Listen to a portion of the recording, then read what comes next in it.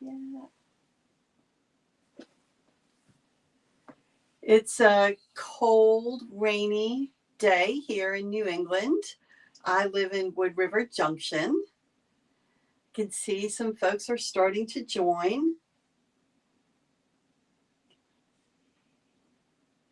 We're going to hang out a little bit and wait for people to jump on before we get started.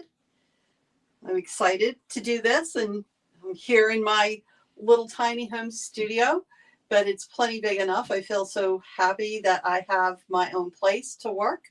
I know a lot of people are still sewing on their kitchen table, a little corner in the bedroom, which I did for years and years, and now I get a whole room. So that makes it so much more fun. So let's just check in over here.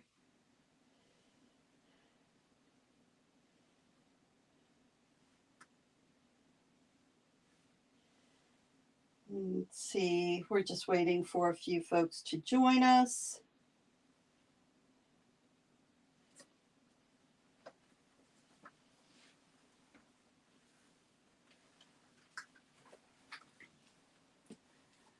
I'm wondering how the weather is in the rest of the country out there. I think we're supposed to get a somewhat of a heat wave coming through.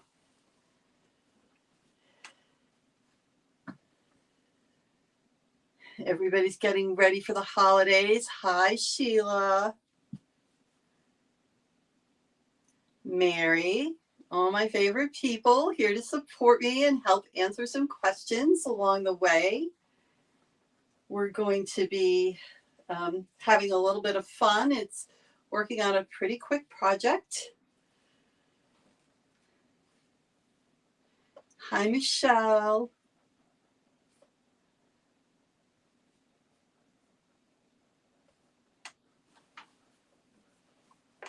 How's everybody today? I hope your weather is better than ours. It's really rainy here, and it's about to get a lot worse. It's going to be really wet and wild over the next couple of days, just in time for the holidays. We did have some freezing temperatures. Now it's warm again.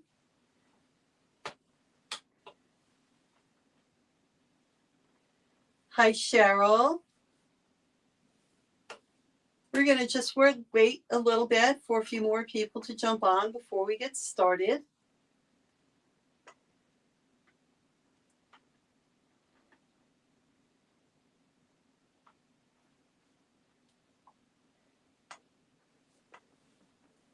Welcome to my little area. You can't see anything.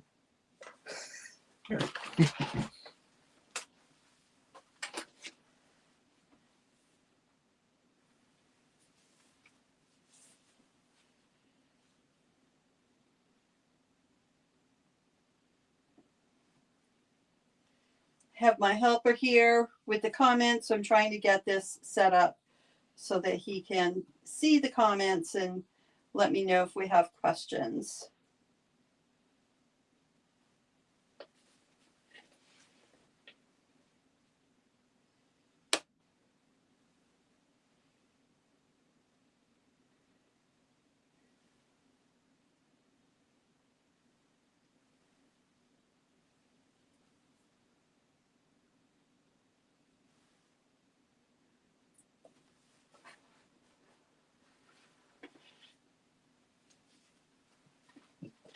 Got to hold the iPad the right way.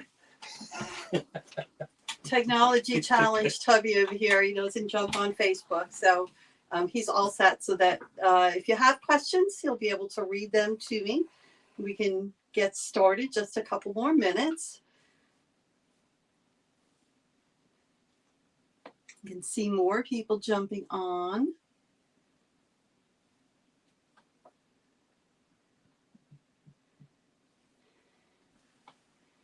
And I think that's it. I think it's time to get started. We'll go ahead and get ready. We are going to be making the Fear Isle Cuddle Wrap. So not only is this the 4th episode of Sew Together Live, but it's also our 10th day in our 12 Days of Cuddle project.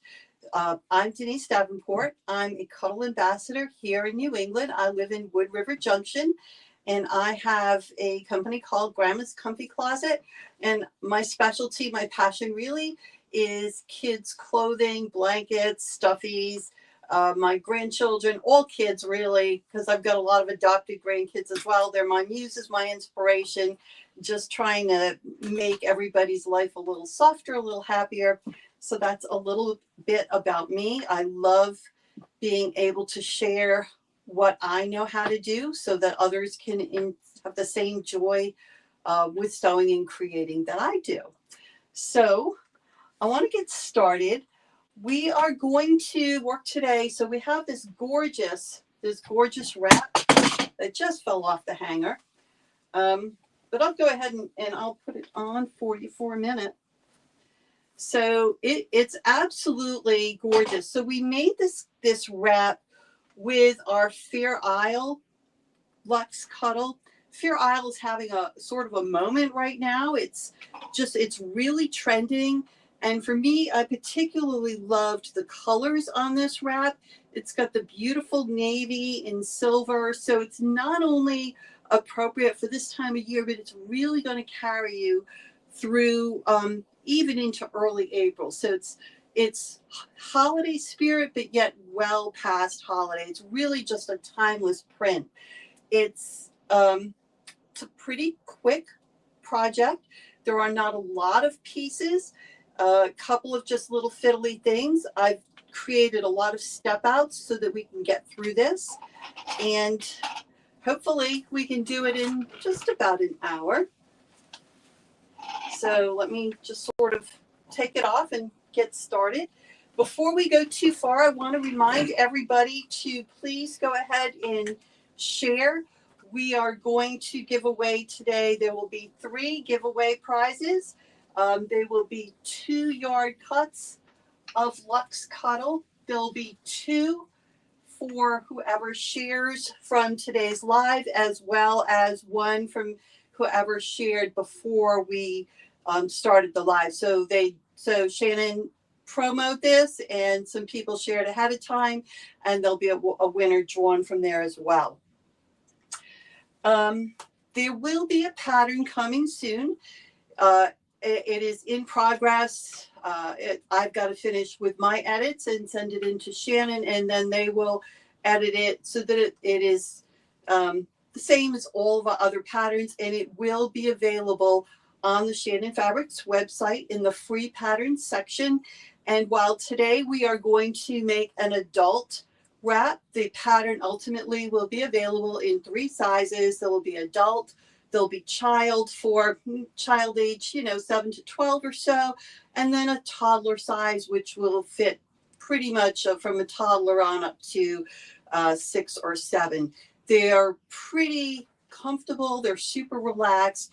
One size fits all and super, super cozy. So the next thing I want to talk to you about are the tools and notions that I use for most of the projects that I work with Cuddle, and then a couple of extra that I used specifically for this particular project. So always, always, always polyester thread. This is Metler brand. I use gray and white the most. Today, for demo purposes, I'm actually going to use a contrasting thread. It won't match, but it'll be fine. Our stretch needles, 9014 stretch needles. These are Schmetz. My By Annie stiletto. I would be nowhere without my 3rd finger. I use it all the time. I've lost a couple, so I've got actually 4 of these. Even though they don't roll, sometimes I put them away, and Lord only knows where I put them. I'm sure I'm not the only one that does that. A felt tip marker. And for this project, I also like to use my disappearing ink, my water soluble Erin ink. This is also from Clover. My Kai micro serrated tip scissors. We're just going to do a little bit of snipping. The Olfa SAC1 cutter. My Olfa rotary cutter I use for this project. I don't use it for all my cuddle projects, but pretty much if I'm doing anything with C3, a low pile, or anywhere where I really want to follow straight lines on a pattern, I always use my rotary cutter. Let's see, what else? Our clover flower head pins, you want the ones that come in the box. You want the ones that have a 7mm shaft. That shaft size is really important. It's what gives you the strength to go through, but there's still some flex. And the clover flower head pins will not break quite like the cheap ones. And I know I've tried the cheap ones, and the little heads fall off. On the clover, I've sewn through them, but I haven't lost any heads. Wonder clips, also by Clover. So I use a combination of small clips for this project, and I also use the large Clover Wonder clips. Other things that are specific to this project, I like my 24x6 ruler, and I have also, this is just my Clover. It's just a point turner. It's got multiple uses. You can sort of roll seams with it, but I like it to just try to make some sharp edges. It just gives me a little something extra. It makes it the process a little bit easier. And I also am going to use my French curve just to go and smooth out the neck area. It's not absolutely essential. You can just draw that smooth line if you want. You can use a saucer or something a little rounded, but you'll see we want to make a little bit of a round area around the neck. And I think that's pretty much all my tools. So to get started, what I did was create a number of step outs so that we can go through the project and you can see how everything is made. It's pretty simple. It's all rectangles. There are no curved parts. There are not a lot of parts. So the first thing you're going to want to do is you're going to cut in your main fabric and your lining fabric 2 pieces that are 72 inches long, that's 2 yards long by 50 inches wide.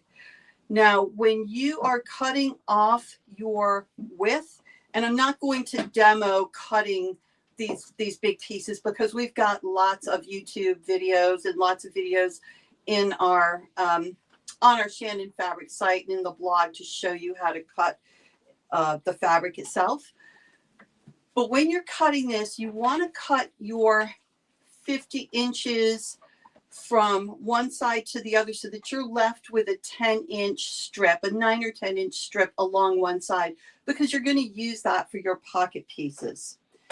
So the other thing you're going to want for your 2 pockets from your main fabric is 2 pieces that are 8 inches long by 9 inches wide. Now, I should have mentioned this before. For the step outs, I did not use this Fair Isle fabric. I used this, I always forget the name of it, the Luxe Cuddle Calf in Clara Rose. I used it because I have a lot of it around.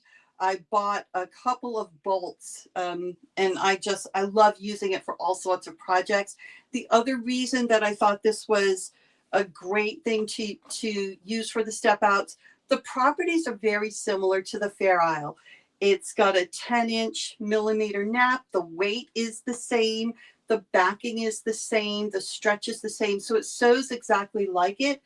And because it doesn't have a specific pattern, or it's not as patterned as the Fair Isle, which, as you can see, has lots of straight lines that we want to match, I didn't have to worry about that. So that let me get a little bit more cutting in terms of step outs so we could work through the project. So we've got our pocket pieces. We're also going to have, we're also going to cut 2 pieces 5 inches long by width of fabric. So that's going to wind up with two 60-inch pieces of the Luxe Cuddle Encore. The Encore is beautifully soft, and we're going to use that for all the trim. So we're going to start out by cutting two pieces.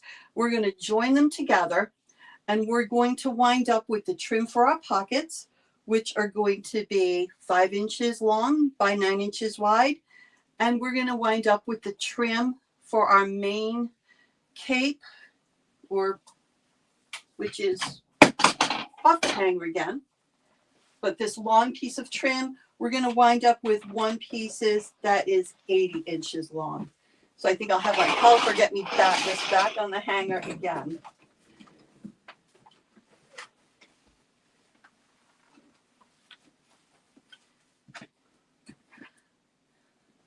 I can see comments. I can't really read them quite from here. Hey, hi, how are you, Carly? So let me set this aside, and we're going to get started with our first piece. So the first thing we're going to do is we're going to need to cut the main opening for that piece that's going to wrap around our neck. And the process is the same no matter what size we're making. So for full size, what we want to do is fold the fabric in half. We're going to have our right sides together. And I'm going to move some things out of the way so that I can get that folded and ready to cut.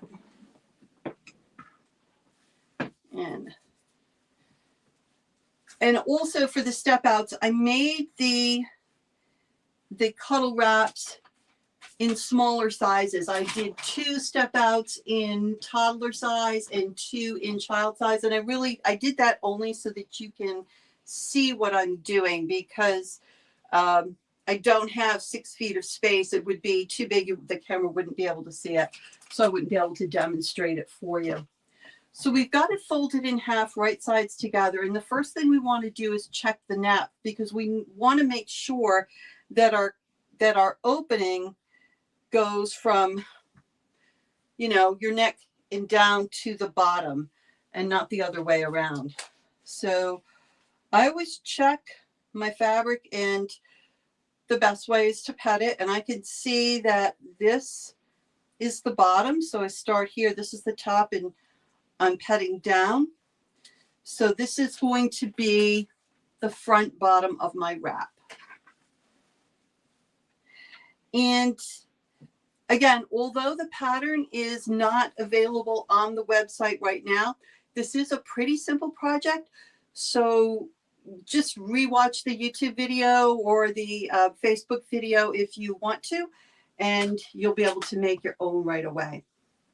So the first thing we're going to want to do is we're going to need to measure 36 inches up from the bottom. Right here. And I'm just going to take my felt tip pen, and I'm going to make a little mark right here, 36 inches. And I know this is my center line because it's folded in half. I'm good there. Then I'm going to take my big ruler. So we're going to measure in 4 inches.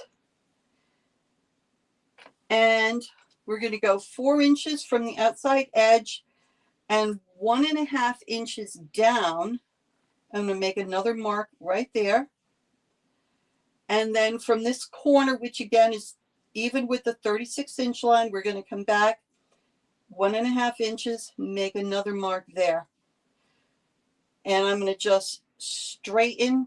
I'm going to draw a straight line from this 1.5 inch mark all the way back to the fold. And then from this 1.5 inch mark at the end, I'm just going to follow along and draw a straight line.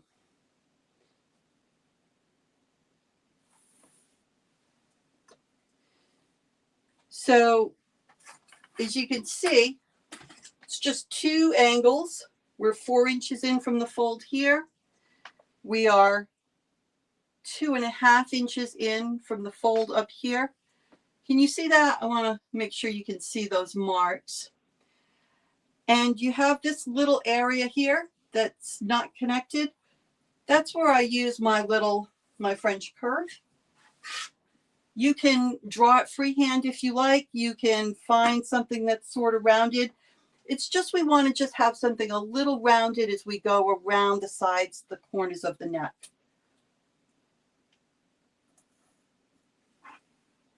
It doesn't have to be perfect by any means. It's just because it's going to hang, and it's just going to let that wrap hang really nicely right around us. So that's how it will look. Now here, you know, normally we always use the Olfa SAC1 when we're cutting Luxe Cuddle, but not for this. For this purpose, we're going to use the rotary cutter. And it'll make a little bit more of a mess, but that's okay. I'm going to clean it up pretty quickly with the vacuum and finish it up with the lint roller.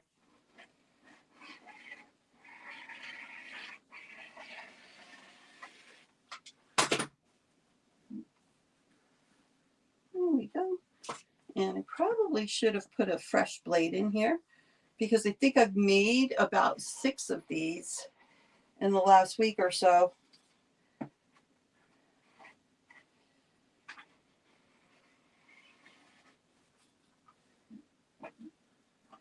So everybody's worst fears. We've got a cuddle mess here. It's just cuddle dust. It's fine. It's going to vacuum up really quickly because it's not a huge cut. And then we'll clean up whatever's left with the lint roller.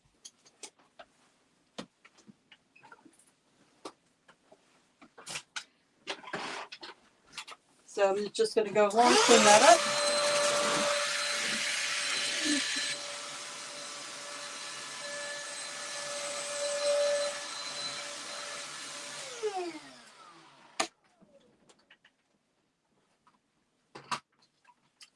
And then I keep a lint roller handy all the time when I'm working on Cuddle, because even though I might throw most of it in the dryer with a wet washcloth before I start sewing, it's not uncommon that I maybe cut a piece wrong or forgot to make a little cut, or I'm trimming edges. And this is really nice to just clean up any little stray pieces. And it does a good job, and it's really quick, and it just keeps the sewing area really nice and clean. So we've made our cut here in our main piece. You're going to do exactly the same thing for the lining piece.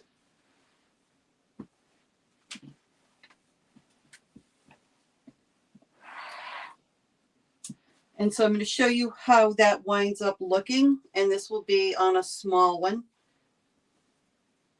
So you can see you've got your opening, and we've done the same thing with the lining piece.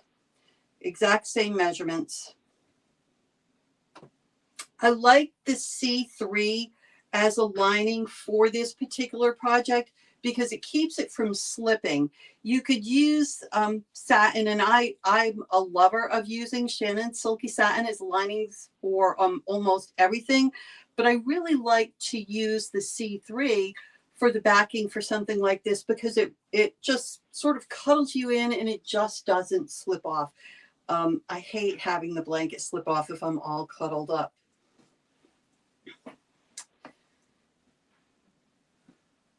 How are we doing?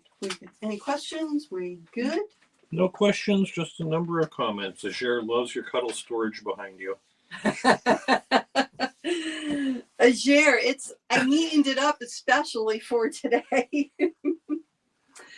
Okay, so the next thing that we're going to do is we've got remember we cut our 2 pieces of Encore that we cut 2 pieces by the width of the fabric. So the first thing we're going to do is put those together, and that so that we can have one really long piece. So it's just like you put binding together, but it's wide, and because it's wide, I don't like to just eyeball it. So the first thing I want to do is make sure my nap is going in the same direction for both pieces. That it is perfect. And then we make our L shape, just like this. And then I want to pin it in place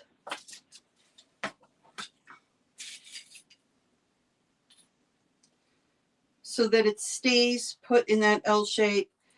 And then I'm going to just draw a line from one corner to the other because it's kind of a long, it's a bit of a longer diagonal than we usually use when we're doing some binding. So that way I don't have to worry about how it comes out. So here we go. So we're just going to go diagonal from where it meets the underneath binding to the top to where it meets it at the bottom. Just using my black felt tip pen. It's not going to show through. The Encore is so lovely. And I'm going to just put a couple of pins in it and take it over to the sewing machine. And then we'll come back and we'll trim it up so that we have the other pieces.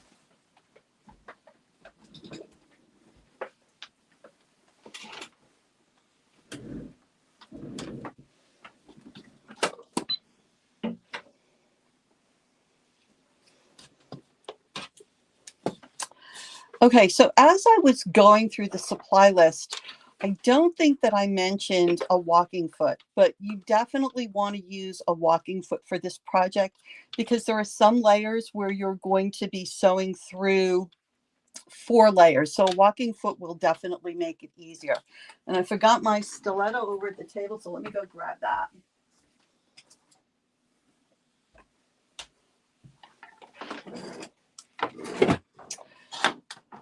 And get my machine set up so it recognizes my walking foot. Thread the needle. That's always a good thing to do. And I've got contrasting threads set up in here so that as I go through, you'll be able to see the stitching that I'm making. So I'm going to set this, I'm going to set my stitch length to 3.5 millimeters, which is a pretty good length to go through 2 layers of Encore. Your machine may be a little bit different, so somewhere between 3 and 4 millimeters is usually a pretty good length. I'm going to drop my needle first, and I'm going to put my angle right up to where the needle stops it and drop my foot. And then I'm just going to follow along the line that I traced. Give it a little back stitch. And this holds it so that it's going to come out right at the end beautifully. Cut my thread, and there we have our nice long piece. So I'm going to just take a couple minutes right now, or a couple seconds. I'm going to fluff that seam right up and make it disappear.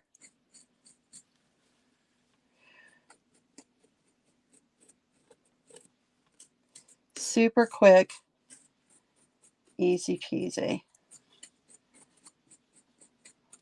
All right, so back over to the table we go. So we're going to cut this up so that it's going to fit the piece that we need for our neck binding, as well as the pieces that we need for the pockets.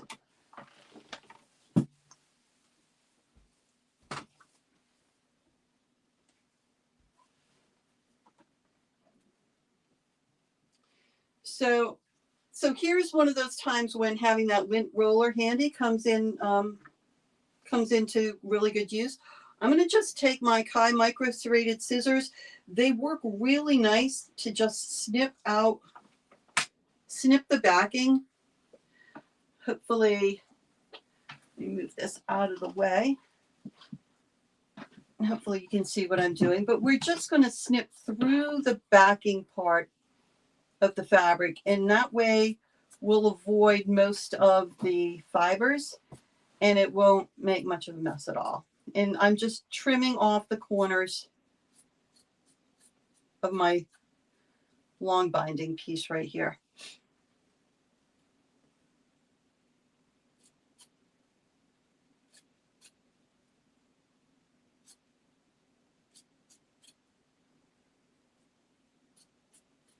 I should watch you guys too. Clip my threads.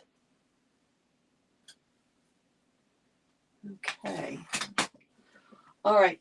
So there's a reason that I like to put this together before I cut my next pieces. I prefer that the seam goes around the back of the neck. Now, you can't really see it, but I know it's there, and that bugs me, and I don't really want it down the side of my wrap. So I'm going to fold this about in half. This doesn't have to be exactly in the middle, but close enough. I'm just going to move that over to the side for a moment. And then from each end, I'm going to cut the pieces that I need for my pocket trim. Now you remember that was 9 inches in width. So I'm going to turn this guy around. Here we go. And I'm going to just use actually my water-soluble pen here.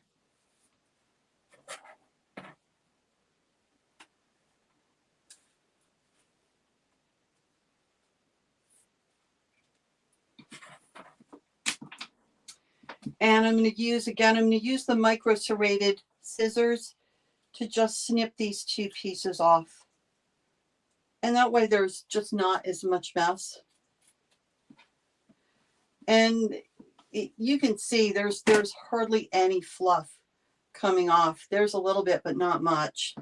The Encore, I'm so impressed with the way that this is made. If you clip just the backing, I mean, none of the fibers come out. They don't fall out at all. There's really very, very little shed on this. So I really like it.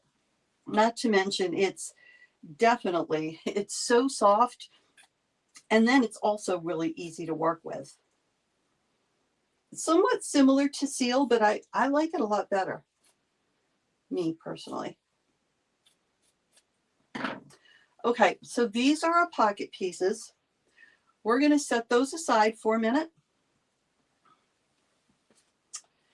And then we're going to need to trim. This is going to be our center front trim.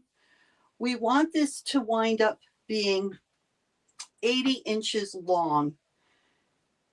So I'm going to just fold it in half, put our right sides together. Now, we want it to be 80 inches long, but if it's 79 3/4 or 80 1/4, that's going to be fine. We're going to be able to work it in. What's kind of important to me now is that this seam that we put together is going to be going around the back of our neck. So 80 inches long. So we're going to just use my ruler. I'm going to start there, and we're going to measure down 40. So we'll have 40 hanging down each side. Simple math. And I'm just going to make a little mark on both pieces at the 40-inch. Not sure if you can see this, but at the 40-inch area, I'm just making a little mark. And we're going to trim that excess off. Another reason that I like the 6 by 24 inch ruler as opposed to something that's a little narrower, when I run it along the edge here, I know that I'm going to get a nice square cut. So my cut's not going to wind up being diagonal. So I'm going to trim that off there. Find my mark. trim off the other end. Close my marker so it doesn't go dry. And again, with my micro serrated scissors, I'm going to clip off these extra pieces. Now, you could, and on the first one I actually did, you could just cut the first two pieces for the pocket off of one end and then trim whatever else you needed to get to 80 inches. And it's going to be one less cut. And I did that the first time, but I didn't like it as much because I really didn't like that seam being down on the side. And I know nobody else could see it, but I could see it. You know how that is. I knew it was there, so it bothered me. So I chose to design the pattern this way and hide that extra seam behind your neck.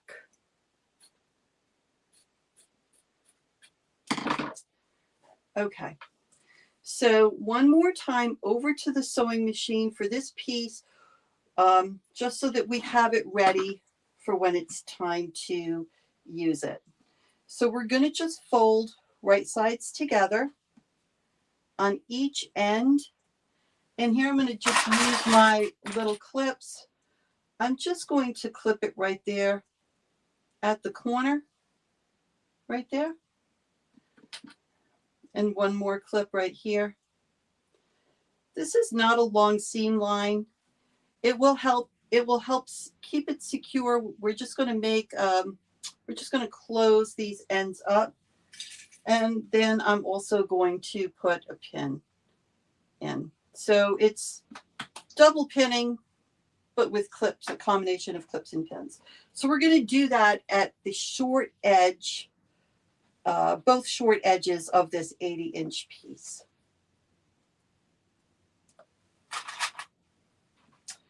And then this will be ready for when we're ready to wrap it, incorporate it into the wrap. So I'm just going to go back over the sewing machine. I'm going to sew my 1/2-inch seams right here, and we'll be back for the next step. Lots of sharing going on. Good. I love share. Share, share, share. Win nice prizes, and plus everybody should see this. This is such a super easy project. I am doing it today in step out, so we'll get it done faster, but the entire project start to finish maybe takes 2.5 hours, and that includes cutting and cleaning up your cuddle mess. So it's quick. So I'm going to do a little back stitch.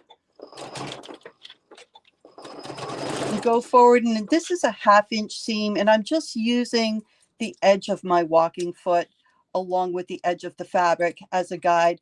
I'm not worrying about any of those fibers right now.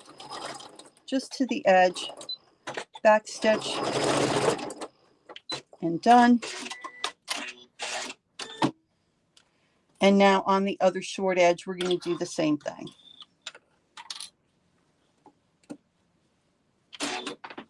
Little back stitch. And it really is simple sewing to wind up with such a gorgeous, luxurious wrap at the end. Okay, so I'm going to flip this inside, right side out. Now, normally we would fluff this, right? We're not going to do that yet. It's going to be easier when we're putting it in our wrap if we can see the edges. So we'll fluff it at the end. All right, so this we will set aside. I'll get my clips and pins out of the way. Leah and Yamana love all your tips. Happy sewing, Leah and Yamana.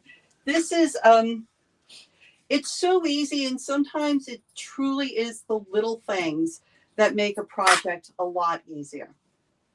Okay, so the next thing we're going to do is make pockets. So, let's see if we've got our pieces here. That out of the way. Okay. So this is a pocket which has already been partially assembled. You've got your trim here, and I've already done the sides. This is one, we're going to put this one together. So I'm going to show you how to do it. So this is where I love this Odif, the 505 glue stick. So it's like the spray, but it's perfect for small areas. I use it a lot if I'm floating embroidery. I probably use it for that more than anything. But the other thing I use it a lot for is the bindings. When I'm putting bindings together and I want them to stick, and I don't want that fabric to slip, it's really the perfect thing. Now, it's not going to hold it super tight, if you know what I mean. Like, you can lift it up, you can move it, but the combination of the glue and some binder clips will keep it from moving at all, and you're going to have some really, really beautiful results. I started using it on when I was binding blankets using C3. And I love C3 because it shows up some, you know, you can do some really pretty stitches and it shows up. But if it's not super straight, I don't think it looks really pretty.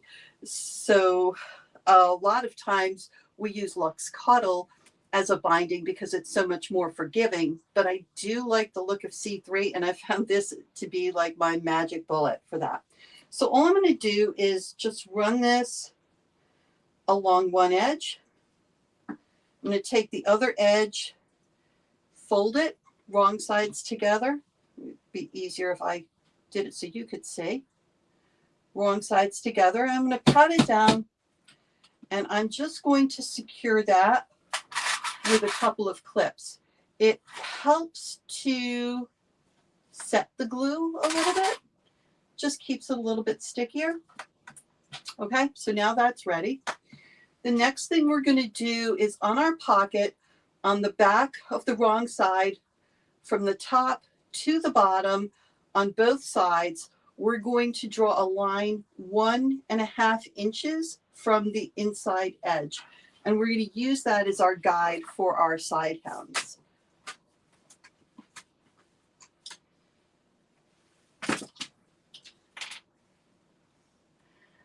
I also need to learn to look at the camera more. Sorry, guys, but here I am. So 1.5 inches from this edge and 1.5 inches from this edge. Now we'll clip that when we're over at the sewing machine. But right now, we're going to take our pocket and turn it the other way. And here's the top, right here. I've marked it. Nap is going down. Here is our trim. These are the cut edges. We want to make sure that the nap is going in the same direction, and it is. So now I'm going to flip it over so that I have all the sides, the right sides are together. Maybe you can see it better this way. So we've got the right sides together. The nap is going in the same direction. And I'm going to clip this to the top of the pocket. One clip right here at the end. Another clip at this end. We've got our clip in the middle. And now I'm going to put a couple more clips in, and I'm going to put a couple of pins in. And again, this is a very short seam, so you don't need to go too crazy with the clips and pins. And by glue basting the two edges of the encore together, that holds them really nice so they don't slide. So I'm going to stick a couple of pins in this, always pinning towards me so that when I've got this on the sewing machine, I can pull the pins out. Now, I will clip, I'll show you what we're going to do with these extra, how we turn this over when we're at the sewing machine. But while we're here, I'm going to get this big piece that we had cut the opening on so you can see how we're going to place the pockets.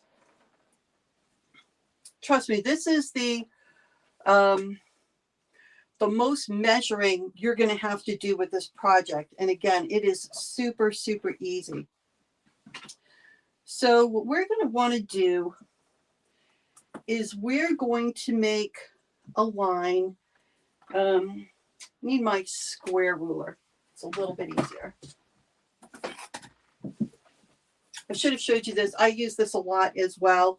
So this is, it's just an Omni Grip square quilter's ruler. This is 12.5 by 12.5.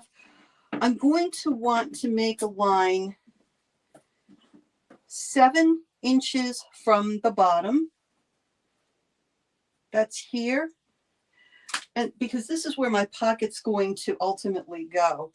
And I want to center it as much as possible. So that is going to be just about 6 inches, 6¼ inches from each side. So let's see what we've got over here. That's too much. I know 6.5 here. So I'm going to just slide that over a little bit. Let's see what we have here. So maybe we're going to go 6 3/4 on each side. Okay, close enough. What we want to make sure that we're going to do now, we are going to, starting just about where our pocket ends, we're going to make a mark. This is with our water soluble pen. And again, over here, I'm going to get this pocket out of the way, and I'm just going to draw a line across, and that is going to be our pocket placement line. Now, again, this is water soluble, so it will come out, but it's going to wind up being covered up anyway, so you don't need to worry about it. So we're going to do that on both sides of our opening, and then we'll take this all to the machine. We'll finish constructing our pocket. We will place our other pocket, and then we'll move on to the finishing line. So again, I am 7 inches up. Yep. 7 inches up from the bottom hem. And again, I want to center this. And I know this is just about 6 3/4 inches from the edge. Let's see. The most important piece, you want to get it roughly centered, but you do want to get this line here straight along with your bottom hem. That's the thing. If your pocket looks wonky at all, it's not going to be too noticeable if one's 1/4 inch closer to center than the other. But if it's not on there straight, if it's slanted, your pocket, that will be a little bit more noticeable. So that won't be as much fun. So again, I'm going to just draw a line just about the width of the pocket. And I'm going to go over this a few times so that I can see it. I don't want to use a felt tip pen here because if it is fiber and if it bleeds over a little bit, I don't want it to show. So I'm going to take all of this over to the machine. So this is the front part of, or the main part of the wrap, the pocket that we've already partially assembled, and then the pocket that we're going to go finish assembling. We'll go over and get this put together. I think I have everything I need. Any questions? We doing good, guys?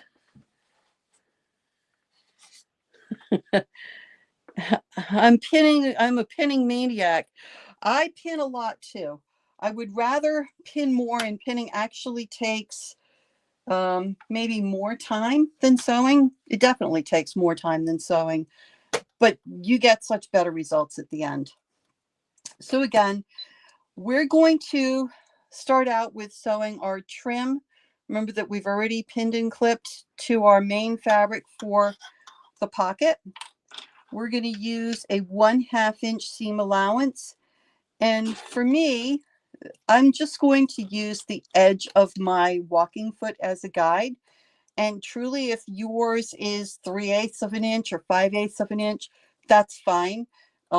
There's not a particular rule. It's not going to look too funky because you're still going to have a nice wide trim and your proportions will be fine. And again, I'm just following along the edge of the fabric. I'm not worrying about those fibers. The fibers mean nothing to me. We'll do a little lock stitch, clip.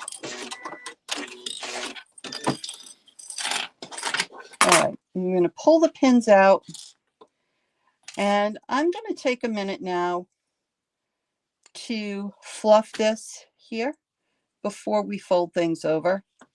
It's one less step I have to do at the end, and once it's folded over, it just makes it a little bit more difficult anyway. So while we're here, right here sitting at the sewing table, remember our lines? We're just going to turn this over wrong sides together, and we're going to use some clips here. I'm not going to bother again with the pins. They can make the fabric buckle a little bit, depending upon what you're pinning together and how long that line is. I find the clips work perfect for these little short areas. Now this part is pretty thick, so I'm going to want to make sure I put one clip right here at the edge where things were sewn together, and then another one at the end. A little off screen there. If you can push it a little further on. There you go. All right, thanks. Helpful feedback. I know you want to be able to see this.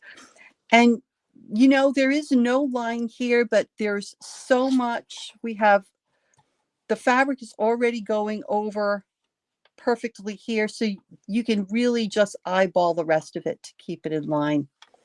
So again, we're going to clip it here at the seam. We're measuring it. We're just going right over to our line.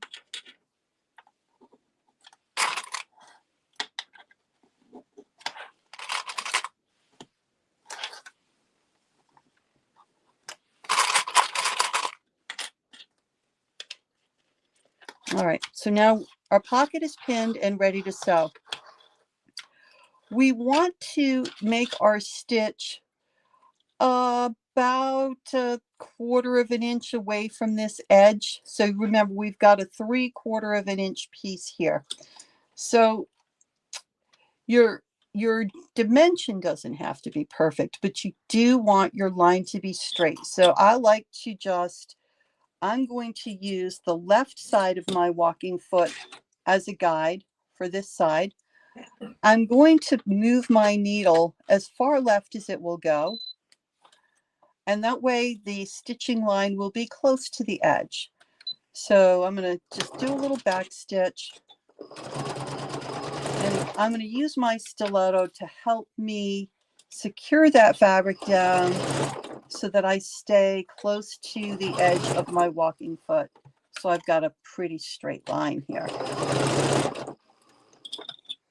Nancy is asking if you could use double-sided basting tape for the pocket edges. You absolutely could use double-sided basting tape. I considered it. I didn't, because sometimes I don't like fiddling with pulling the, you know, that paper off the basting tape for a short hem, but you could absolutely use that and it would work great.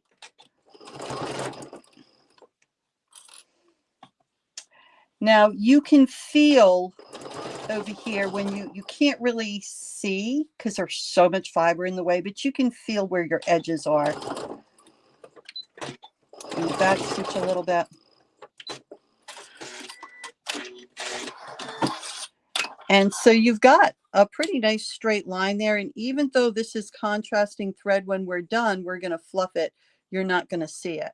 We're not going to fluff yet because we're going to use this line as a guide when we are stitching the pocket on. So now to the other side.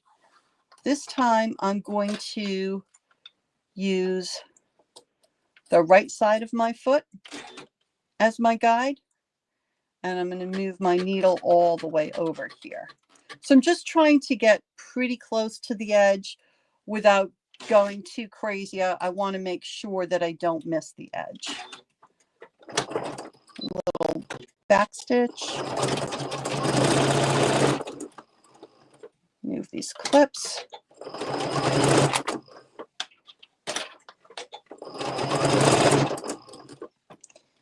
And I find sewing from the bottom to the top does make things a little bit easier and avoids buckling from the bulk that you might have from all of these extra layers of Encore.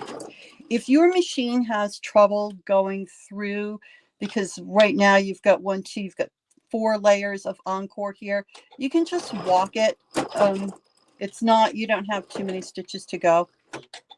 But Encore actually, even though it's very luxe, it does flatten out nicely for sewing.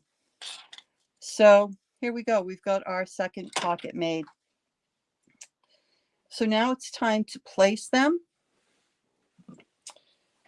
Let me know if you can't see what I'm doing.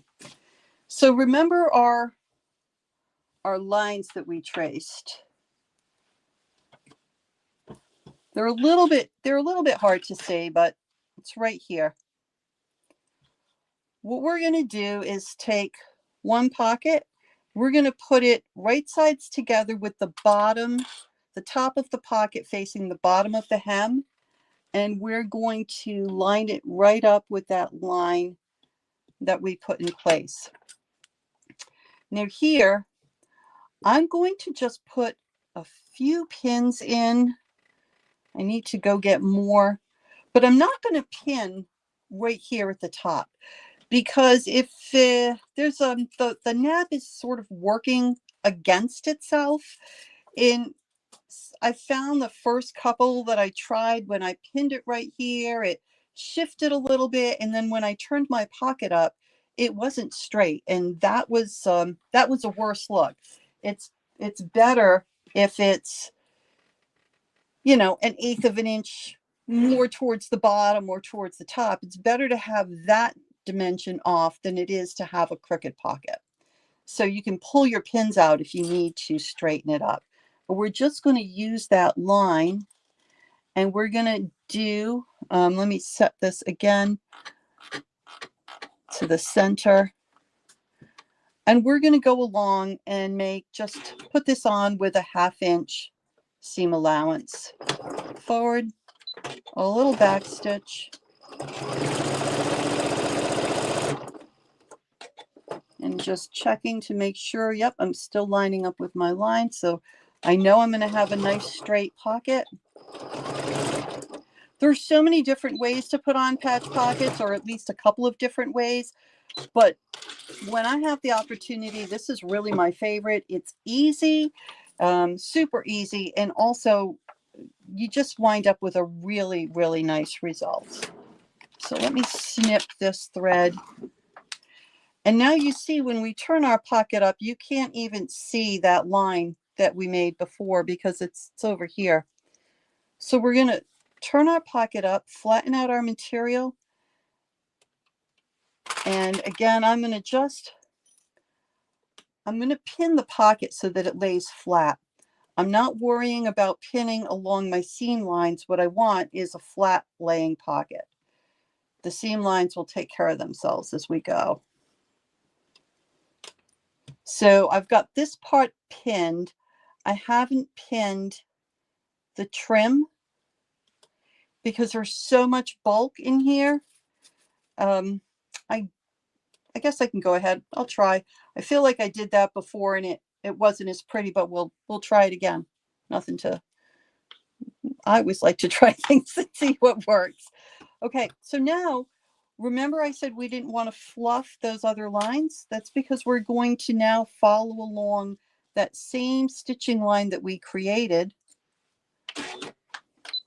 So we're going to put a little back stitch just to the bottom of the pocket, and then we're just going to follow that same seam line, making sure we keep our fabric nice and flat. And here it gets a little bit bulky as we go over this seam, so we'll go slow. And we're going to go right to the end of the pocket. And again, you can't really see exactly when you hit the end, but you can feel it, and you'll watch your presser foot start to angle down a little bit. So once you get there, back stitch about three or four stitches.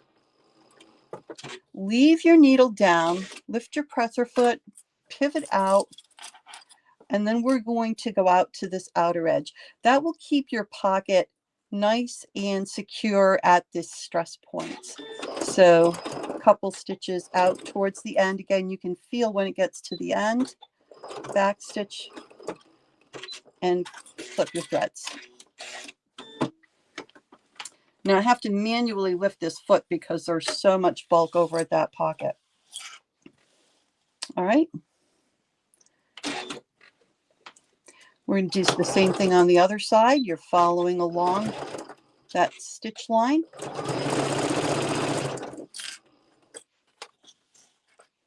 Taking the time to straighten out your fabric as you go.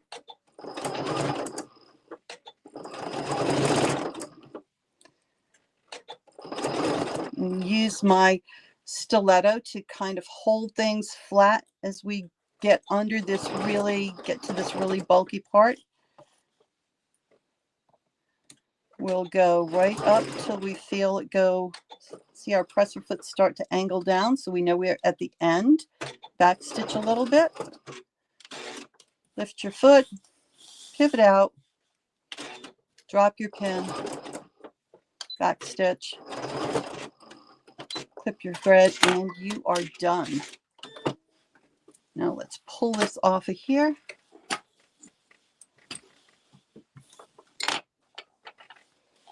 Pull our pins. Says thank you for all these nice pocket tips.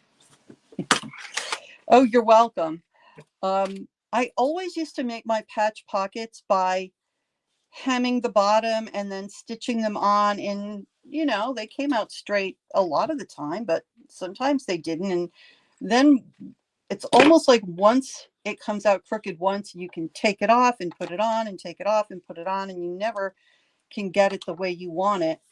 And this method, when you have the opportunity to use it, I really like it. I'm not sure there. It's nice. It's perfectly straight. It's flat. It's just a gorgeous pocket.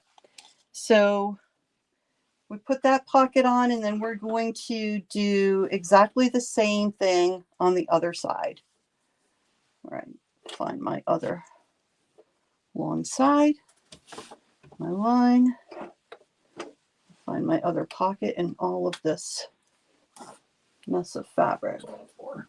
It's on the floor because things do slip. So again, we're doing the same thing. Take our pocket, put the top of our pocket towards the bottom hem.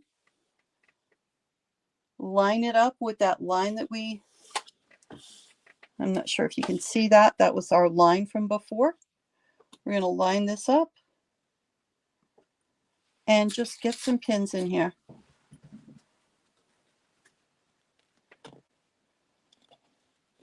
And again, we're not pinning along this line because if the fabric shifts, I want to be able to just pull a pin and make sure that the edge of my pocket lines right up with that line. That will give me a nice straight pocket. And that's really what I want. Amber is asking if you're just sewing on the top layer. Yes, this is just the top layer. We have not yet put the main and the lining layers together yet. So this is the prep work before we do that.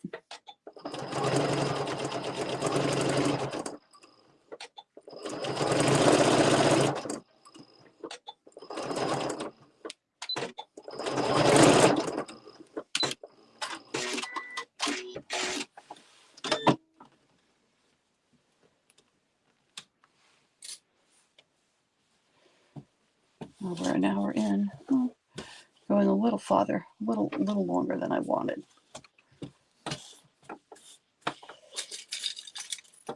All right, and again, we're going to just pin this down because what we're just looking for a flat pocket.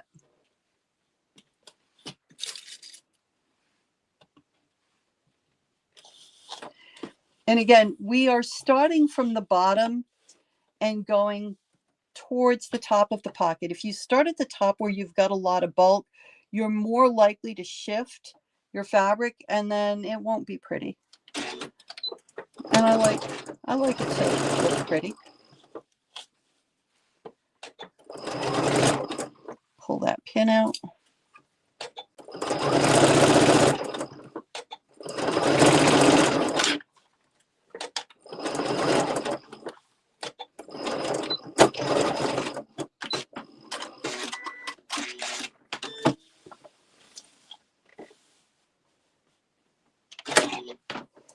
I know in this contrasting thread, which I did so that you can see, even though this is a bright blue, just by fluffing it, you can hide it. And obviously when I sew it for other than demonstration purposes, I'm going to use a matching thread. It's better to use probably an off-white, but you can get rid of it. It's just like that. And again, starting from the top, the bottom, and going towards the top. Keeping everything nice and flat along the way. Following our seam line.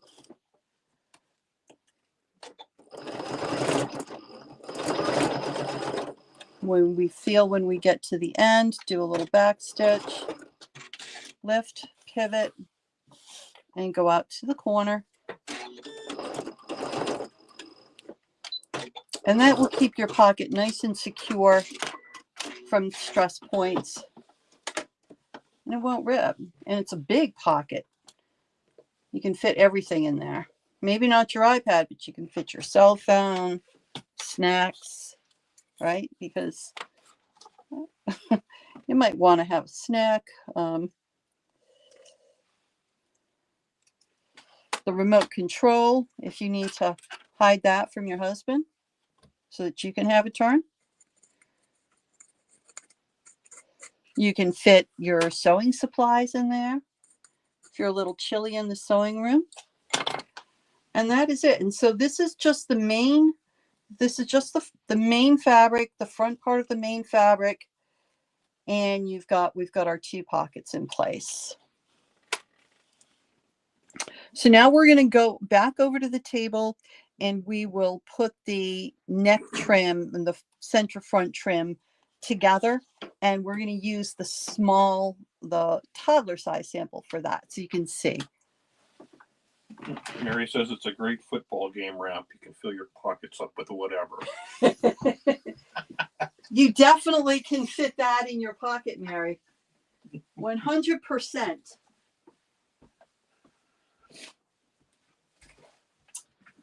Okay, so going a little longer than I wanted, but that's okay. We're getting close. Now remember, we had sewn the edges of our trim together before. So now we've got them flipped inside out. I am going to be a little picky and use this and I want my corners here sharp, but I'm not going to fluff out those fibers just yet. All right. And once again, we're going to glue base this together. And this time we're going to use big clips because we've got a lot of fabric and we're going to be going and clipping this to the main. So the bigger clips will be helpful. So we're going to glue baste it together, glue baste it and clip it first. And then we're going to attach it to just the main part of the wrap. So Again, this 505 temporary adhesive, it's like magic. When I first got it, I didn't use it for anything but embroidery. I tried a couple of things, wasn't too happy, but this works really well. So I'm just going to turn this around, get this out of the way, and hope that you can see what I'm doing here. So I'm just bringing the ends together, patting it down, and I'm going to just put some clips in. Not a lot of clips, it just helps hold it together because it is temporary adhesive, and I just want to hold it in place while I'm adhering it to the main fabric. It just makes sewing through all of those layers a lot easier. All right, so, and I don't run my glue stick all the way across the whole thing because then it starts to stick to itself. That's not fun either. So we're just bringing those edges together.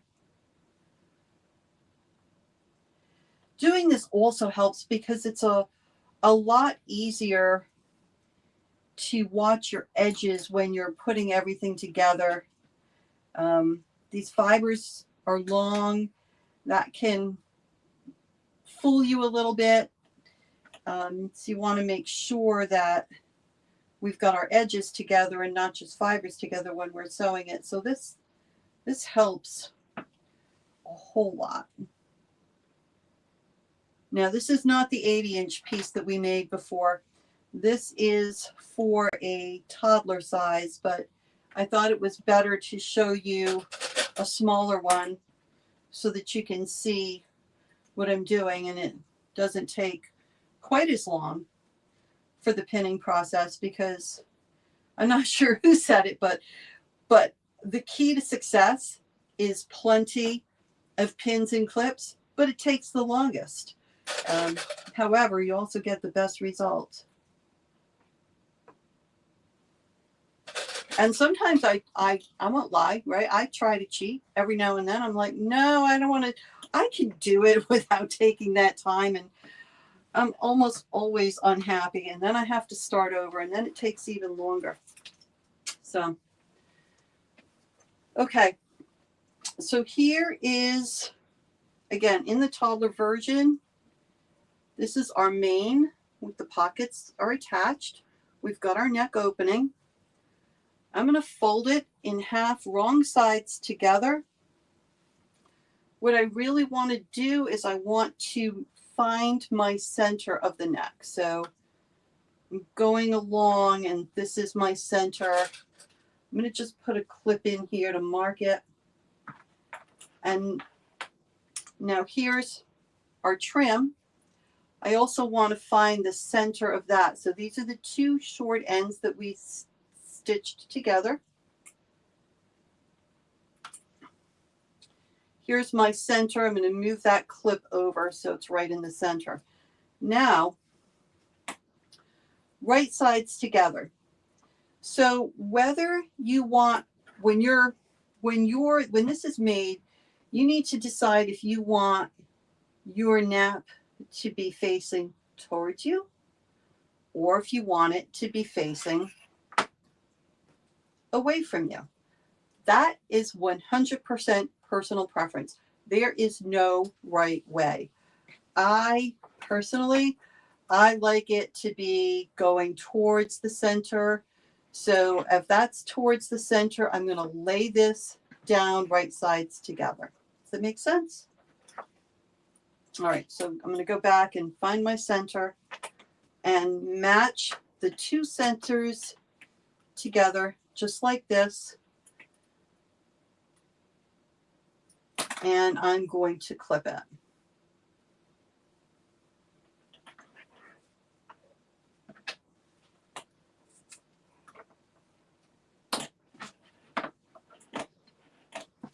Now the end, I want it to be just about 5/8 of an inch above my hem, because we're going to be stitching the lining to this, and I don't want to catch this part of my trim inside. So one of my other little favorite tools, it's a Nancy Zeman slide ruler. Not sure what the technical term is for it, but I like it. It works really well. So I'm just about 5/8 of an inch here. So I'm going to just put a clip here. And just like you've been taught with pinning and clipping Cuddle, you're going to start, maybe at a center and an end, and then you're going to keep clipping in the middle. So we'll keep going.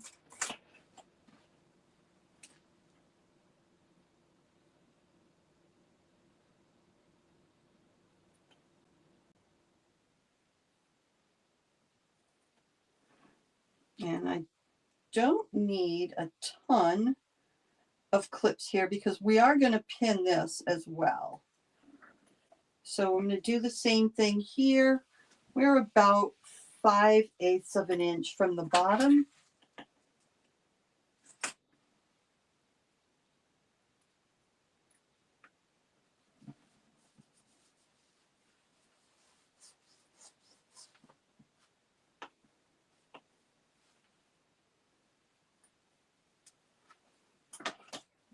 And just smoothing that along. And now we're going to pin it as well. Back over to the sewing machine. Let me grab my pins. I'll be right back.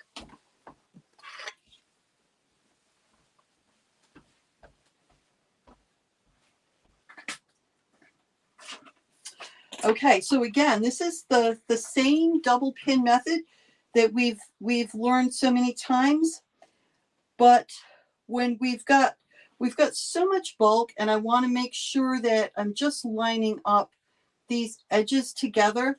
I found that using the long clips really helps with that for the first pin, and then I'm going to put in some second pins. You don't need them super close together.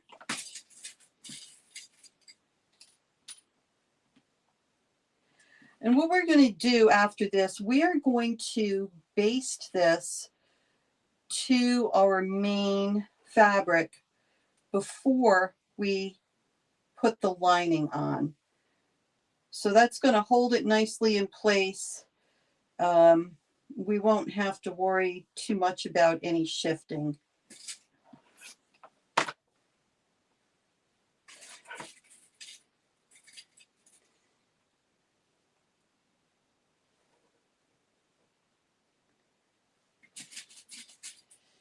And again, this is just the toddler size. So we're going to do this part of it just for demonstration purposes. But the one that we sew is actually going to be child size, and it's quite a bit bigger. And really, child size will fit. It's designed to fit from a 7 to 12-year-old, but it also would be nice for you if you don't want a full-size blanket or wrap going around you.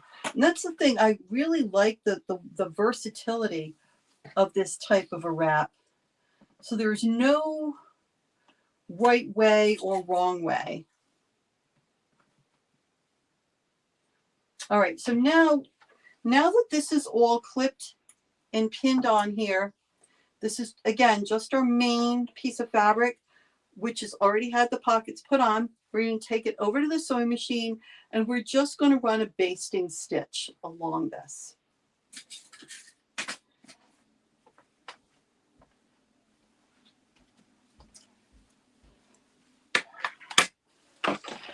You didn't want to work today anyway, did you? This is harder than work. Thank you. All right. So we're going to use a basting stitch for me. I'm going to set my stitch length to a 5. That's the longest length that I can go on my machine. And I'm going to move my needle almost as far over to the right as it will go. And then I'm going to use the edge of my fabric. In fact, I should have pinned it the other way. And I meant to. I'm going to use this as my guide. Since I've already made sure everything was even when I did my clips, I know that that's going to get me where I need to be. I'm going to have to manually lift this because it's a little bit bulky. And then we're just going to quickly do a quick baste. Something's going to go flying here. Move my pins. I will remove the clips as I go. And remember, I put my pins well over to the side. So even though I flipped this over, because yeah, I pinned it the wrong way, I'm not going to run into my pins. That's one of the things I found I really loved the whole glue basting thing for, because it really keeps those two layers of encore together as we run it through this. It makes it so much easier.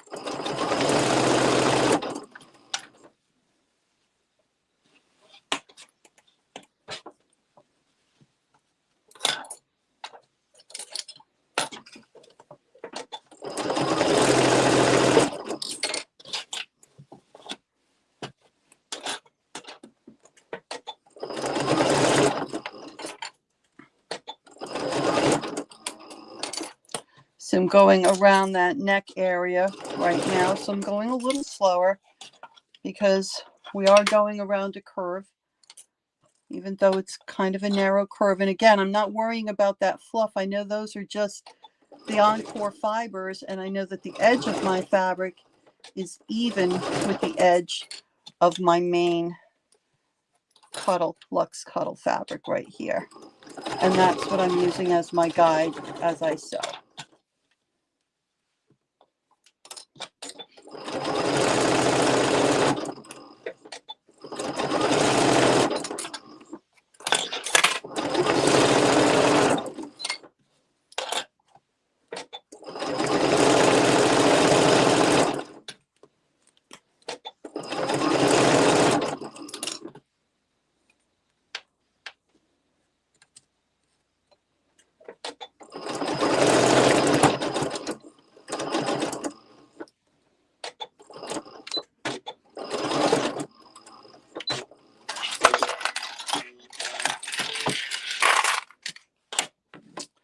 All right, so we will pull the pins just so that you can see how this is going to look, or at least get a little bit of a preview as to how it's going to look.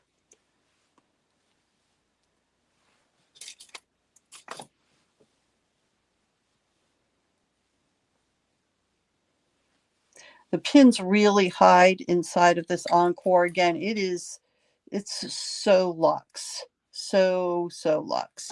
Better than anything you'll be able to buy in a store, that's for sure.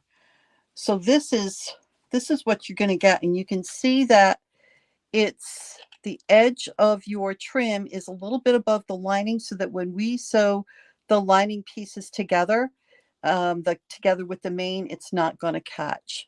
And that's gorgeous. So let's go back to the table.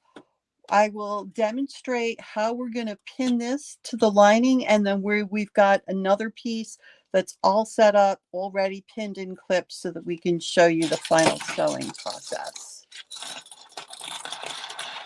I'm going to have to take these big clips back with me because I'm going to need them. I will need my pins. I will need my little clips.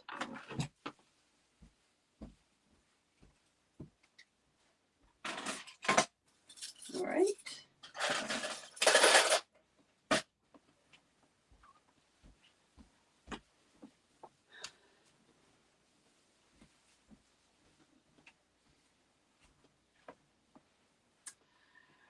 Okay, so now that we are back at the table,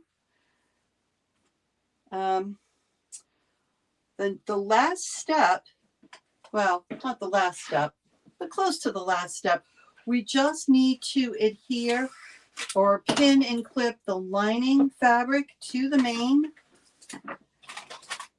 And it's not a complicated process. It's easy. It's something that we're all familiar with. We're going to use a lot of these same techniques. I'm not going to do the entire piece, but I will show you the really important parts. So here's our lining. Remember that we had all cut out. So we're going to match up our back corner edges. And let's get a clip there. And clip here.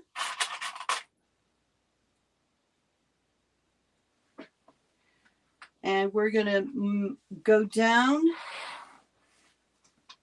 and match our bottom front edges.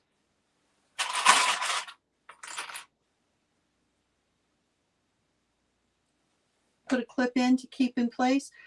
So this trim is going to be laying inside between the two pieces of fabric.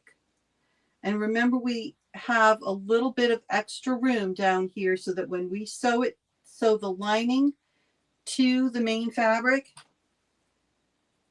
we're not going to catch that trim in there. But right now we're just trying to sort of lay it out. I'm going to put a clip in the middle here, one in the middle and back. And this is all, I'm doing all of this just to make sure I've got everything laid out nice and flat and smooth. And then we're going to do this other front side the same as we did that. So one clip here at the edge, another clip here. Remember, our trim is inside in between, and we've got enough of an area that we'll be able to put a seam without catching our trim. And one here in the middle. Okay, so now remember, we've got our trim around the neck. We need that inside. We need everything to be caught inside. So we're going to take our corners. So we've got the corner here and the corner here, and we're going to clip that. And actually, we want a long clip in here. And the same thing here. So we can kind of feel where our corners are. Clip there. So when we're doing the outer areas, we're just using the short clips for now. We are going to pin that as well. When we're doing the inner areas where the trim is, we're using our long clips. So we're finding our center. And you're doing that just by sort of pulling your fabric. You know everything's lining up nice and straight. Nancy's asking what fabric you're using for the lining. So for the lining, this is, on this particular one, this is just C3 in Merlot. It goes gorgeous with the Clara Rose, and the calf Clara Rose. When I was looking around my stash, my very little stash, and trying to find what I had that I had big enough pieces of that were going to also work well for this project, I've had this Merlot sitting for a while now, and I haven't really found the perfect thing to use it with until this project, and it just complements this color so well. It's such a rich color.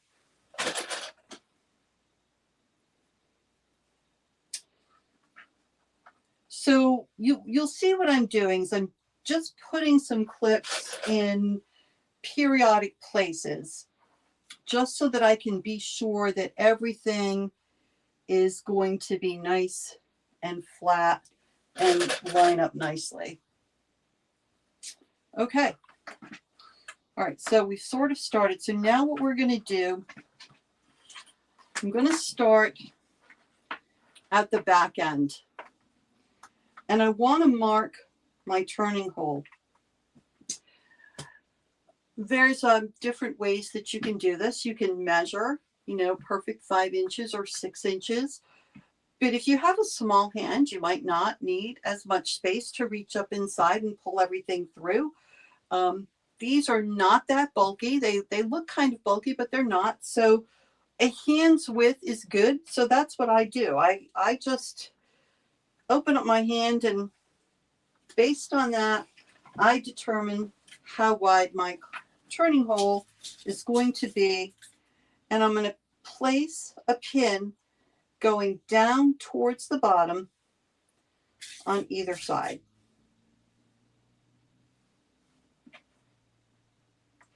Now, it's not right on the edge. It's not right in the middle. It's off to the side. It is actually, it's about 5.5 inches. And that's plenty. And then I'm going to take a couple more pins, and I just like to do a crisscross.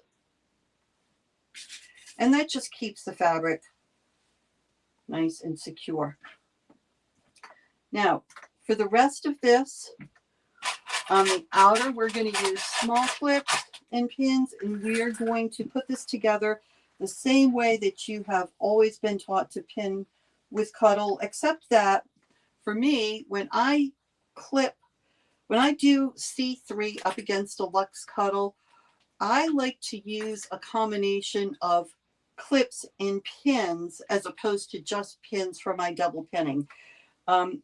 The C3 is a little bit stretchier, it's thinner, and sometimes when I'm trying to go very close to the edge, it moves a little bit, it gets a little bit wavy, and I've found that this method works really well to keep the two edges together, and then that second row of pins that I'm going to put in is really going to lock it in place and keep it from moving while I sew. So again, we are going to pin sort of towards us and the opposite, so that when we sew, because we're going to feed it into the machine from this end, then I can pull my pins out if I need to.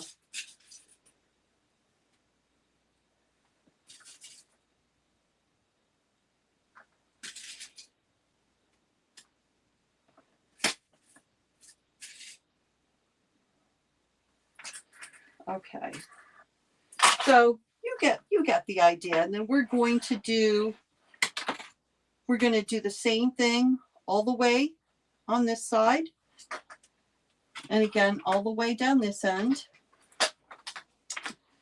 And for the front, I'll just demonstrate a little bit here because it's a little bit tricky when you've got that thick trim in there. So again, we want to go in the center. It's always best, and I think you've learned this from watching a lot of videos, it's best to sort of have a clip at each end or a pin at each end, whatever method you're using, one in the center, and then you work your way towards the center, and that keeps everything from shifting. So we'll get our pin in there, another clip, a pin in there, and so on all the way around. We're going to do a very similar process for the whole inside, but here we're going to use these large clips. And what I like to do here, because we've already put a couple in here to make sure we're lined up, I'm going to line ourselves up, and I'm going to pin first. I'm going to put some pins in this other area. I'm going to put them farther away from the edge, like that. And then I'm going to put my clips in. That way my clips can go on top of my pins if they need to. And I'm just going to keep clipping and pinning all the way around the center.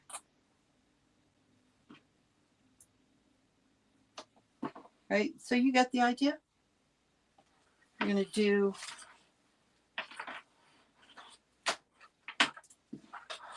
going to follow along and get that all done. And now, through the magic of Facebook Live, one of my favorite things, kind of like watching HGTV, you know, when they renovate a home in a half-hour episode. Here is one that is already fully pinned and clipped and ready to go to the machine. So you can see that we have, and here I ran out of my clover flower head pins because I had to use quite a few in the demo parts. So I had to use magic pins, which are good. I love them. They are nice and strong, but they're not quite as flat. No knock on them. They're great pins, but I do prefer personally the clover flower heads because the other thing is occasionally I don't take my pins out. I should, and I might run a needle through them. With the clover flower head pins, my needles will actually go through the heads. And while I may sew a pin in and then need to remove it, when they hit the magic pins, the needles break. So I don't like that so much. But Diane is asking, it looks like you're pinning across where you're sewing instead of parallel to where you're sewing. Is she seeing correct? So I am pinning in the same direction that I am sewing. I'm not pinning perpendicular. So I'm going to sew here. So I'm pinning parallel to the sew line instead of perpendicular. So I don't pin perpendicular except for, and I will show you in just a minute, except for around the curves right here, the curves of the neck. So when I'm around the curves of the neck, then I'm pinning in a perpendicular fashion to my sewing line. The rest of the time, I'm pinning parallel to my sewing line. So this one is child size. It has been all pinned. It's all clipped and it's ready to sew. So let's go.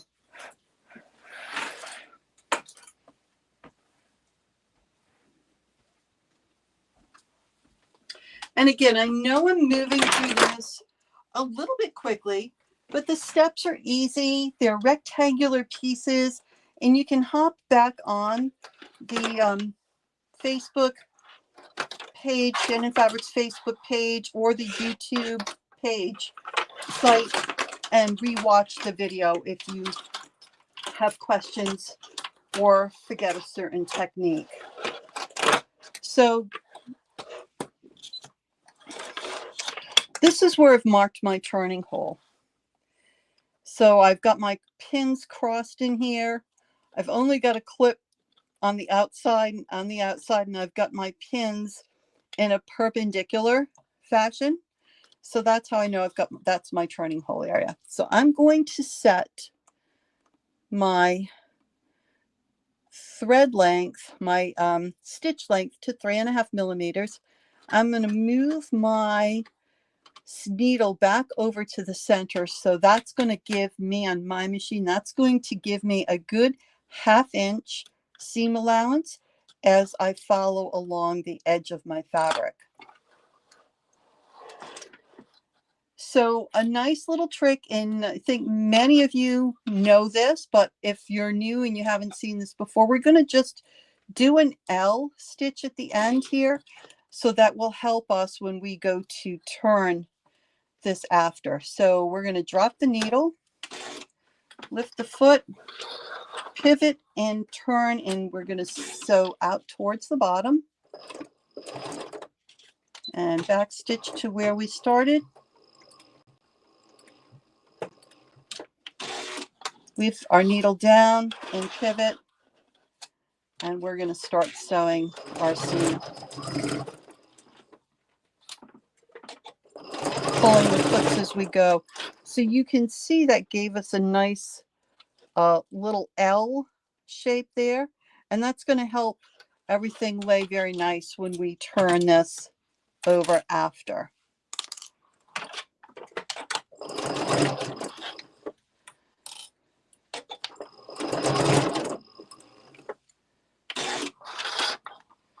I went a little bit past where I wanted to, so I'm going to back up. Now I went too far the other way.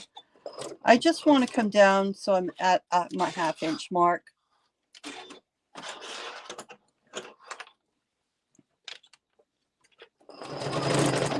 And we're just going to sew down. So as you can see, pinning takes a long time, but the sewing is so much easier if you've taken that time to pin.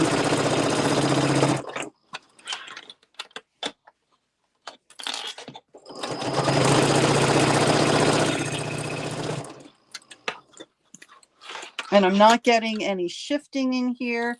The combination of pins and clips with the C3 works, and the together with the Luxe Cuddle is really magic.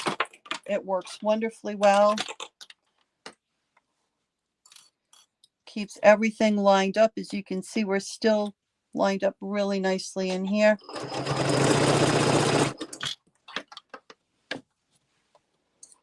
I love that. No curling. Always used to bother me. I just could not understand why that was happening, but I think it's just because the C3 is it's a little bit stretchier. It's a little thinner than the Luxe Cuddle, and maybe the fibers don't like to get along. I don't know. You know how siblings can be. Accomplices, not always the best of friends, but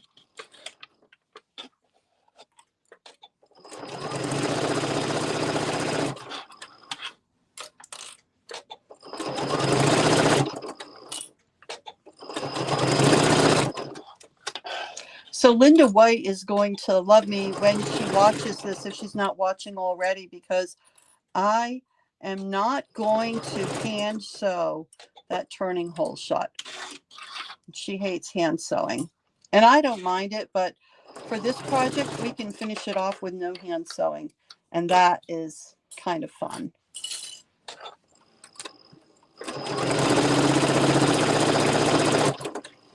So these pins are going all over the place.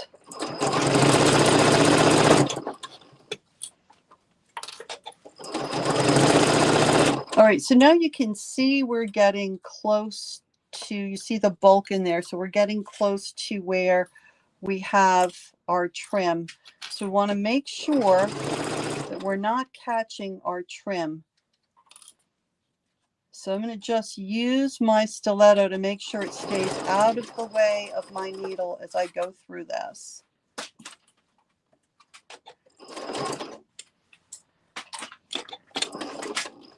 And I'm about a 1/2 inch. Leave my foot in, pivot. Thank you. Wrong ones, but thank you. I have a different container for these magic pins. Right here.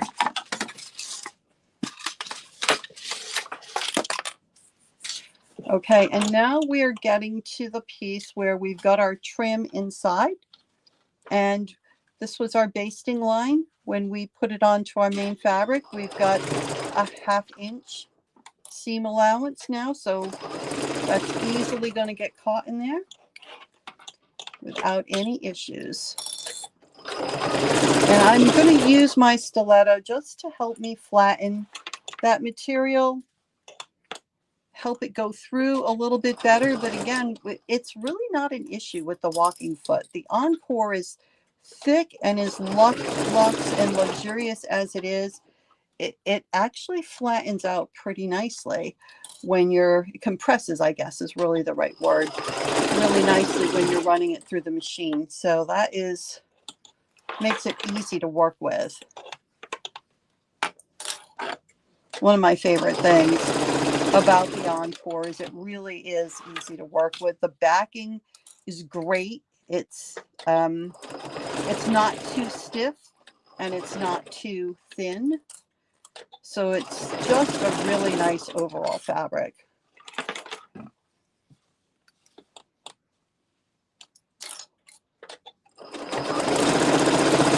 And you can see where I've got my pins perpendicular. So this is where we're coming to that curve of the neckline.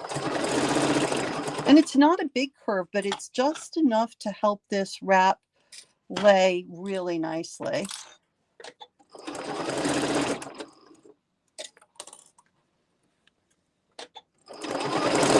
I'm going to try not to run over a pin and break a needle during this session.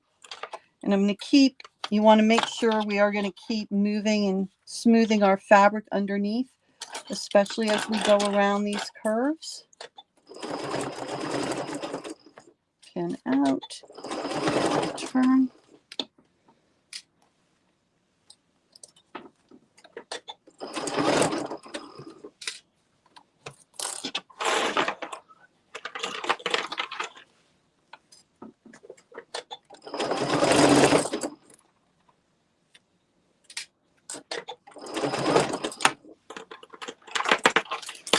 This is the slowest part, is this area right around the trim, right around the neck.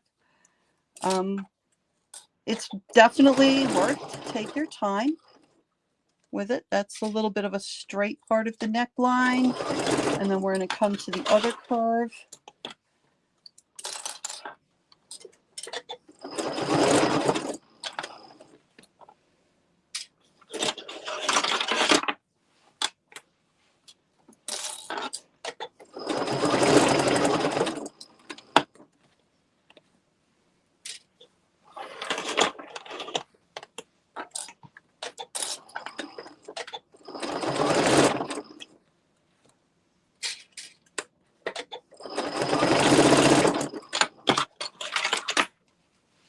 And thanks everybody for hanging out and staying with it. Always takes a little longer than you think it will. Every project is like that. You can do it so fast in your head. And then when you sit down to actually sew and with a little extra steps, it takes a little bit longer, but you get such a nice result at the end.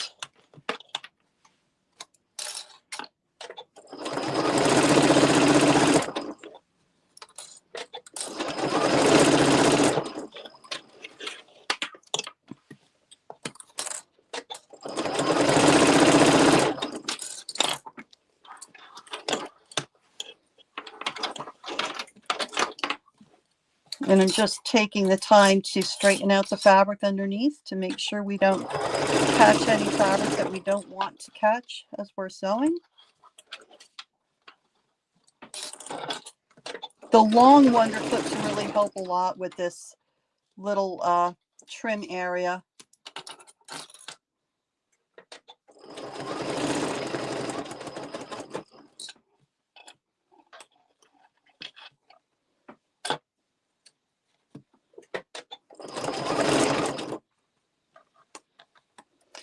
That pin is marking where I've got my trim right here.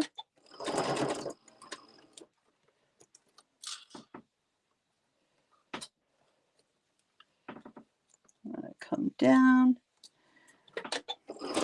and pivot just as I get past my trim. There we go.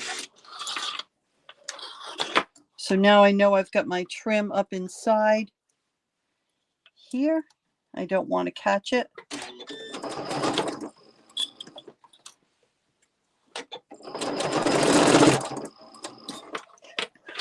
All right. And the rest will be a breeze.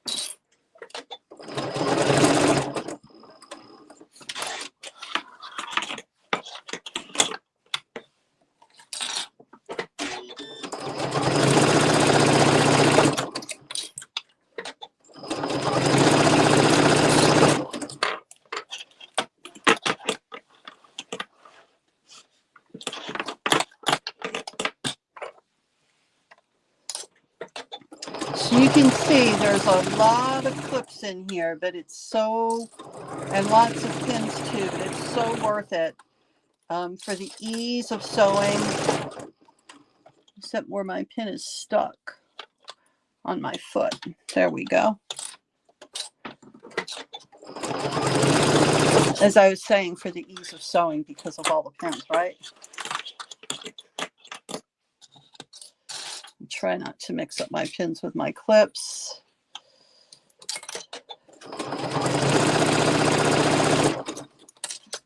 And again, I'm just following right along using the edge of my walking foot as my guide.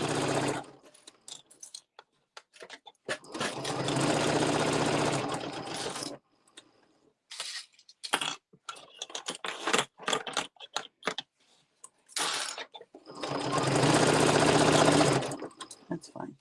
That's fine.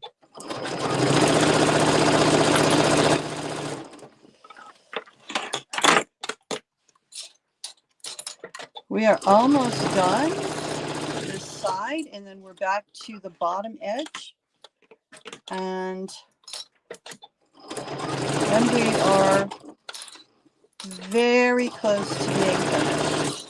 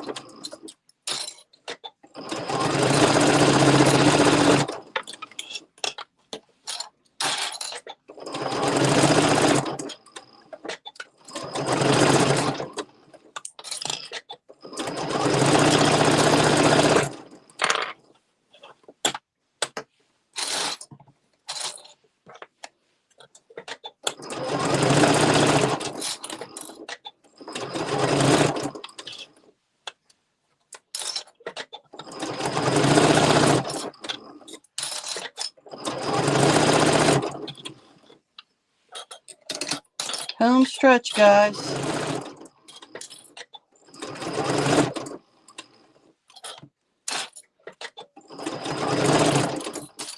All right, we are back to the other end of our turning hole.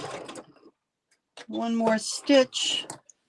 I'm going to leave the needle down, lift the foot, and pivot, and sew off the edge. Done. So now we're going to go back over to the table. I'm going to pull all of the pins out over there, and I will show you the finishing steps.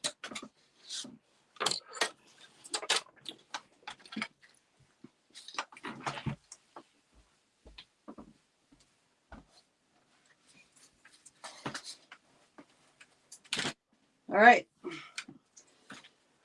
Pins come out faster than they go in, thankfully, but there's still a lot of them.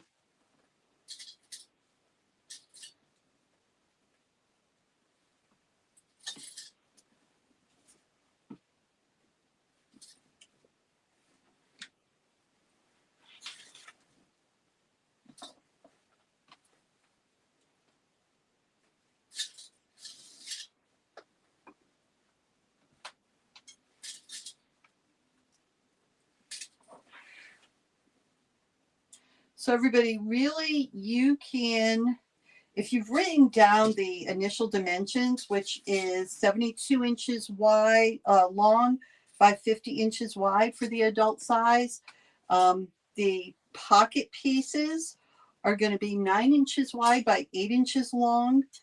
You're going to cut your trim out of 5 inches long by width of fabric. You're going to cut 2 pieces like that, join them together, and then you're going to cut the trim pieces off the end, and those trim pieces are also going to be 9 inches wide. And then you're going to shorten that trim piece so that the total length you're left with is 80 inches.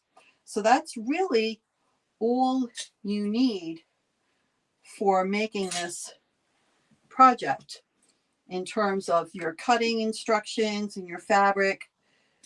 You're going to probably want to hop back on YouTube or Facebook until the patterns are ready to get your markings for your center openings. But it's basically half the length and you're in 4 inches and you want to make a little curve around the neckline.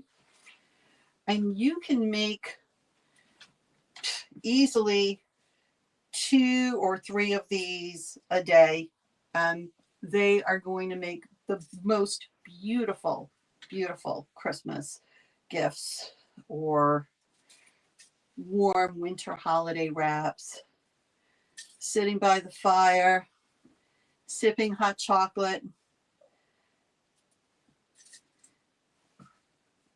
going to the football game, stashing snacks and whatever else your pockets can hold for that football game. They're roomy pockets, they really are. And they're attached nice and securely through that method. So you're not going to lose anything from your pockets. Let's see. All right. All the pins are out. Okay. So I'm going to take a couple of minutes. I'm going to clip the corners. You don't have to, but I like to do that. It's a little bit less bulk, and there aren't a lot.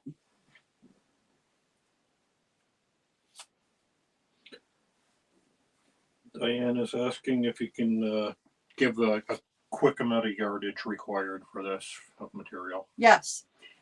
So you can do this with a 2-yard cut of your main fabric, a 2-yard cut of your lining fabric, and let's see, 10 inches. I would get a half a yard of your trim fabric. You need a little less than a half a yard. Now that should give you enough for this size. I will give you this caveat. Depending upon whether you're going to do this with a geometric print like the Fair Isle, or depending upon where you get your fabric, if they don't cut the lines straight at the beginning and the end, you may have 2 yards, but you may have to trim a few inches off to get it a square edge. So in that case, either your wrap is going to be a little bit shorter, or for insurance, you can get 2.5 yards. For me, I would just get 2.5 yards and not have to worry about it. For me, I don't have a quilt shop nearby that I can really drive to, so I have to do everything online. We have some great cuddle centers. They'll be listed in the Shannon Fabrics right on their website. Those I definitely trust. You know, you're going to get some quality cutting when you go to one of our cuddle centers. But if you can't find what you need and you have to go to somebody that you're not familiar with, I would definitely get the little bit extra.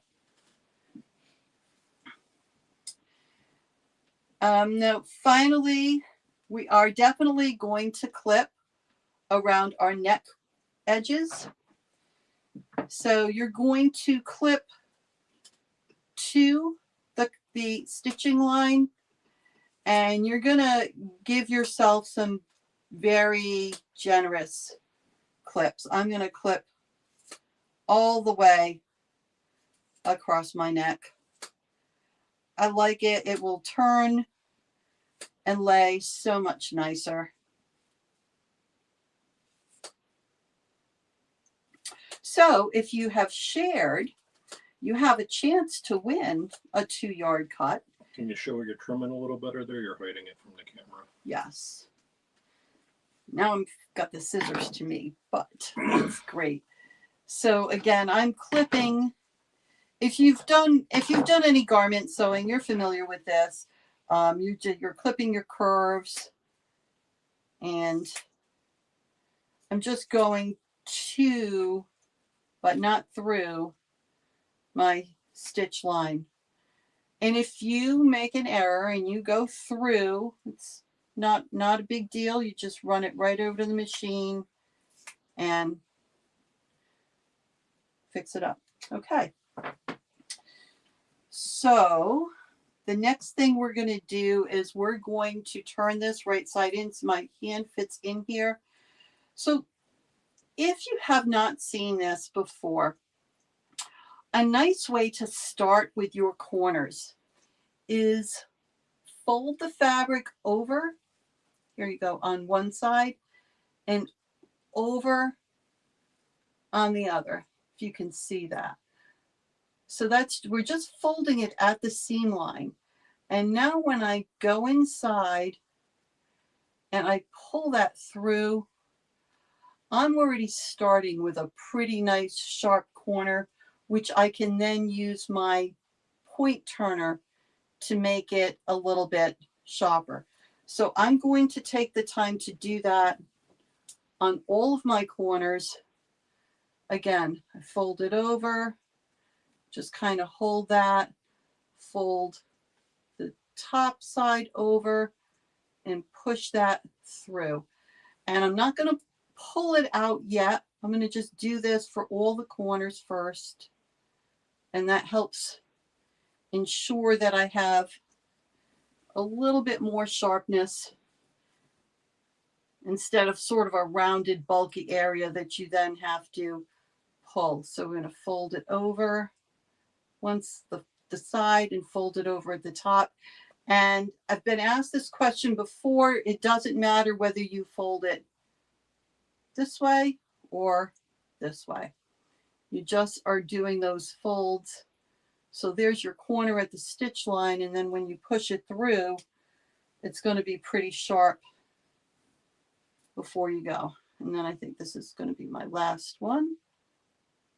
Pushing it through. All right. Grabbing my corners out.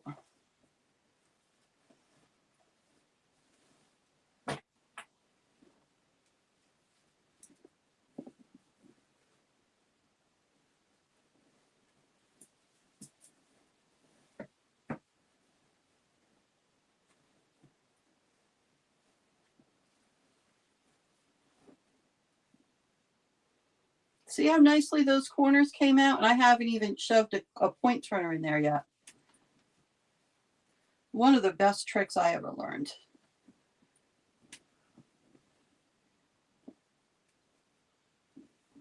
Here we go. See how we have our trim? We haven't caught it inside. It's just beautiful. It's going to lay really nice. And again, this one is the child size. And even though it's the child size, it's not bad on an adult.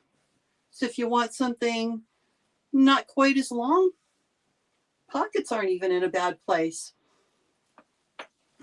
How's that? And this is just child size. So that is a comparison of how well and how versatile these wraps are. Now, if you want to, you don't have to, you can run a top stitch all along the edges. That's definitely a personal preference. I like it. I like to have a top stitch, but it's not even necessary all along.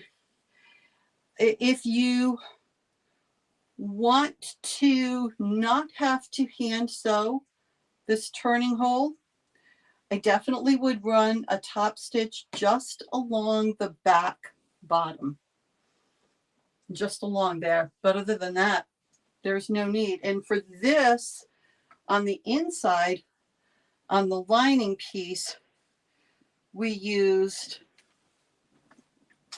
this. This one is Cowgirl in Rosewater.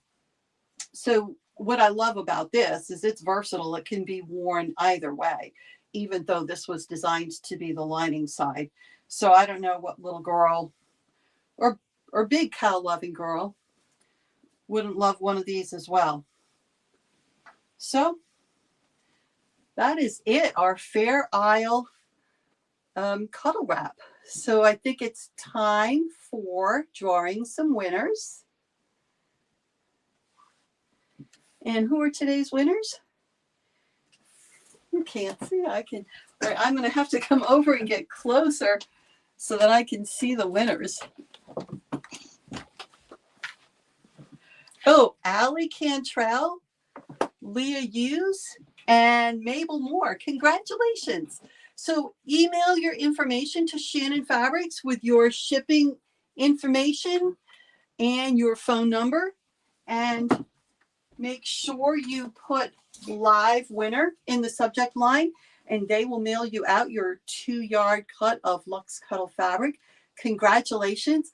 I hope you enjoyed this. Remember, the pattern will be coming soon. It will be on the Shannon Fabrics website in the free pattern section. And in the interim, while you're waiting, you can revisit the Facebook Live or the YouTube video for your dimensional instructions. Happy holidays, everyone.